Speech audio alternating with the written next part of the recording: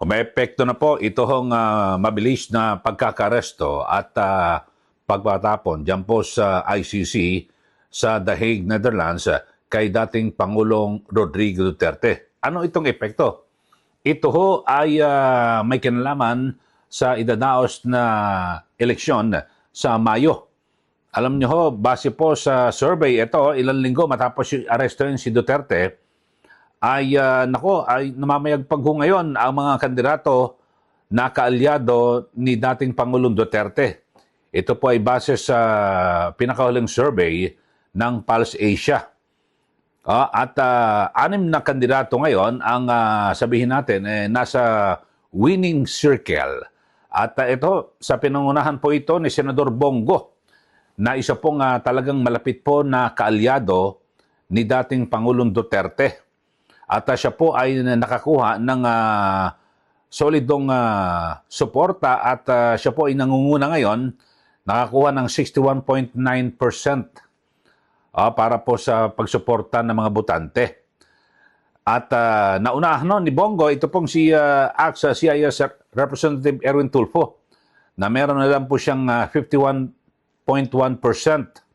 At sumusunod, dito ho, ito nakakagulat din ho kay Senator Ronald Bato de la Rosa. Nakakuha po siya ng 48.7%. At di ba, ito talagang kilalang kaalyado rin po ito ni Pangulong Duterte. At sinundan ho niya ni dating Senate President Tito Soto, Senator Pia Cayetano, at Senator Bong Revilla Jr. At samantala ay kabilang din ho sa top 12. Ito pong dating Senator Ping Lacson. Yung TV host na si Willie Rebillame at si Ben Tulfo. At ganyan din po si outgoing, si Makati Mayor Abby Binay, Lito Lapid, at dating Senador Manny Pacquiao. Pero dito, yung nasa tinatawag na striking distance ng top 12, ibig sabihin talagang kumbaga sa may habol ho ito. Biruin nyo, ito hong aktor na si Philip Salvador, na may 30.9%. Na ito, talagang kilalang kaalyado rin po ito ni dating Pangulong Duterte. So sinusundan mo siya ni Las Piñas Representative Camille Villar, 29%, dating Senador Bam Aquino, at ganyan din, ito, pasok na rin, si Sagip Representative Congressman Rodante Marcoleta. Nakakuha po ng 28.3%. So dito ho, mga kababayan, ay lumilinaw at kasi sa 16 po na kandidato, sa ilalim po ni dating Pangulong Duterte, yung PDP laban, ito pong sina Go de la Rosa at Salvador, di ba? Samantalang ito pong si Congressman Marcoleta, tumatakbo ito bilang independent. At siya po ay nakakatanggap ng mga pag-iendorso mula po kay dating Pangulong Duterte at kanyang mga kaalyado. So dito ho, mga kababayan, ay lumilitaw na ang sabi, ako nga, pananaw ko rito, ay mali ang timing. Kung pag-iisipin, kung iisipin ho natin, mga kababayan, ako, komentarista ho ako, at talagang nakatutok ako sa issue po ng politika dito po sa ating bansa, na parang ako, napakamali yung timing ng pagkakaaresto kay dating Pangulong Duterte. At bukod sa timing ay marami pong butas Lumitaw na po yan sa isinagawang pagdinig, di ba? Nakakatatlo na po yung hearing ng Senate Committee on Foreign Relations, na kung saan ay talagang marami hong natuklasan na may mga mali na ginawa. At isa ho dyan, diba, binabanggit ito ni retired Supreme Court Justice Adolfo Ascuna, diba? Sabi niya, talagang may mali. Dapat ay iniharap sa isang judicial authority, proper judicial authority. Ito pong si dating Pangulong Duterte. At bago siya dalhin sa ICC sa The Hague. Kung kinikilala natin yung tratado, kung wala naman tratado, ay hindi dapat na i-surrender. Kasi wala tayong obligasyon So napakarami ho at lumilitaw ho na talagang hindi po nasunod at nabigyan ng due process ang dating Pangulo. So sa aking pananaw at komentaryo mga kababayan, ay ito na ho yung epekto. At lalong sabihin natin, umaangat ho ngayon ang mga kandidato na kaalyado ni dating Pangulong Duterte. Maliwanag naman ho ito, survey ho ito, mga kababayan. At sa mga iba't iba pang mga nagsasagawa ng survey, ay gumaganda po yung sabihin natin, yung nakukuhang marka o yung sa ranking ho ng mga kandidato ni dating Pangulong Duterte. So ano ibig sabihin ho nito, mga kababayan? At ako bilang isang komentarista, ang aking pananaw ay talagang marami pa rin ho ang sumusuporta kay dating Pangulong Duterte. Yan po ay hindi ho talaga may aalis yan, no? At dapat pong tanggapin nating lahat. Kasi alam niyo ho, nangyari lang yan. Ako, nag-cover din ako sa panahon ho ng administrasyon ni Joseph Erap Estrada. Nang siya po ay ma-impeach at, di ba, sumarap po sa impeachment trial, bagamat hindi na natuloy yun, no? Di ba, talagang matindi yung suporta, di ba, natanggal siya sa pwesto. Tapos, kinasuhan pa ho, mga kababayan. Noong nakarang eleksyon, kailan ba yun? Yung nagpangalwa po siya noong 2016. 2016 elections, nung nanalo si Pangulong Duterte, ay pumangalawa pa nga ho itong si Erap Estrada. Hindi pala yan 2016. Noong 2010 elections, mga kasama, di ba? So, si Noynoy Aquino ang nanalo, tapos pumangalawa pa si Erap Estrada. Samantalang kalalabas lang po niya ng kulungan. Tapos pangatlo itong si Manny Villar na napaulat na bilyon-bilyong piso ang ginastos. Pero wala ho Ibig sabihin, itong si Erap talagang malakas ang suporta. Ang dami ho na mga nangyari, di ba? Na-impeach, tapos napatalsik sa pwesto, pinakulong. So nag-second place pa noong 2010 elections, mga kababayan.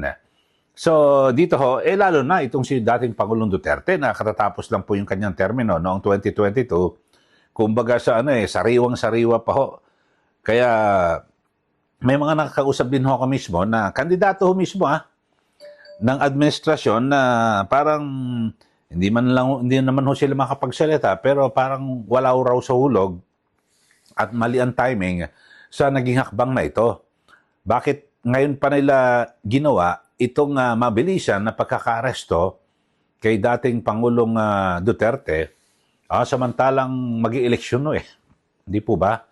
Pwede naman na sana ang ginawa talagang kung may kaso ho Di ba? Sinunod ho yung proseso. Para wala pong maipintas. Halimbawa, sinasabing due process. Sige. Pagka-aresto, ano ba ang dapat na ginagawa sa isang arestado at akusado? May edad na, matanda na, sige, dalhin sa ospital. Ipa-check up sa doktor, ipatingnan sa doktor. Pagkatapos niyan ay base rin sa batas, iharap sa korte. Di ba? Dalhin ka agad sa korte at kasi ng batas kaya magkaroon ng yung sa extradition, di ba? So lahat dinaan. Siguro wala naman masasabi at medyo kakalma na ho yung mga taga-suporta ng dating Pangulo. Pero iba po ang nangyari. Ang pagka-aresto, di ba, diyan po, nasa NAIA, galing ho ng Hong Kong, diniretso na kagad sa Villamor Air Base, tapos kinagabihan, may nakaredy na ho na aeroplano. Tapos yung aeroplano ho, kung pinumpirma ho yan ni DILG Secretary John Vic Remulla na ang Office of the President ang nag-ayos at nagbayad diyan po sa eroplano na nagdala kay dating Pangulong Duterte diyan po sa The Hague, Netherlands. So, ang eroplanong yan ay yan din ho ginagamit ng Pangulo sa kanya. So, ibig sabihin talagang minadali. Kaya hindi po ito nagustuhan ng nakararami ng mga kababayan natin. Yung iba hindi naman talagang dating taga-suporta ng dating Pangulo, pero yung sa awa at yung nang nalaman nila na hindi dumaan sa tamang proseso, due process, Yung iba, yung simpatya ho, nakukuha ho ngayon ng kampo ng mga Duterte, di po ba?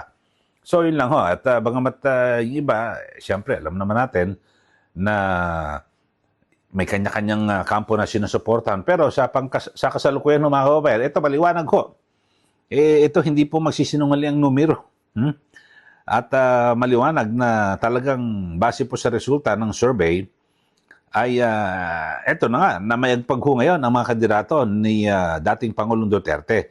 Ito hong survey na ito, mga kababayan, ay isinagawa March 23 to 29 ngayong taon.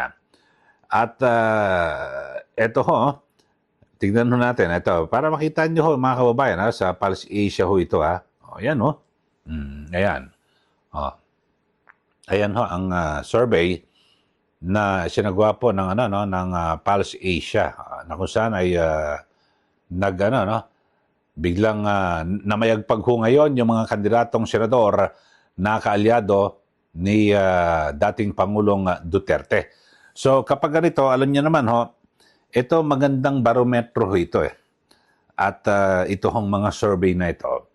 At dito ho, malalaman mo na tumaas. Kasi talaga noon sa pagsimula ng hindi pa ho kampanya na sabi ito mga kakandidato, yung mga naghain po ng kanilang Certificate of Candidacy o COC, naglitawan talagang alam mo kung sino yung mga nangunguna. Pero nung pagka-aresto dito po kay dating Pangulong Duterte, biglang nagbago ho. Nakakagulat itong sina Bongo, sila Bato. Mga nasa ilalim, ultimo si Philip Salvador at si Congressman Marcoleta. Ngayon, yung striking distance, ibig sabihin konting kibot, pwedeng manalo di ba? So, yun lang ho. Kaya nga, sabi ko sa akin ng isa kong kaibigan na kumakandidato ngayon senador, sayang, wrong timing. Yung mag-i-election kami, hirap na kampanya. Tapos, nadagdag pa itong na kung saan talagang yung mabilis na pagkakaresto sa dating Pangulo, ngayon, paano kaya? Parang nang problema rin ho dahil sa kung paano sila makakapagkampanya ng gusto diyan po sa Mindanao na sinasabi na baluarte po ito ni dating Pangulong Duterte. So, yun ho.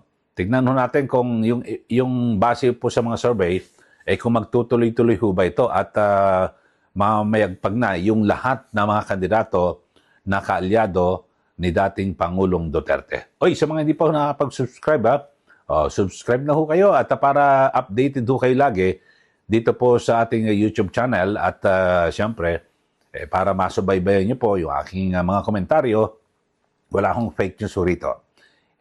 Yung na kung saan talagang ang pinagbabasihan ho natin yung mga talagang totoong nangyayari at yung mga sinasabi ng bawat personalidad at na kung saan ay atin pong ikinokomentaryo at binibigyan din natin ng paliwanag para na rin sa kapakanan na ating mga listeners, na ating mga viewers dito po sa ating palatuntunan. Muli, maraming salamat po. Ako po si Ka Eli. Magandang araw po sa ating lahat.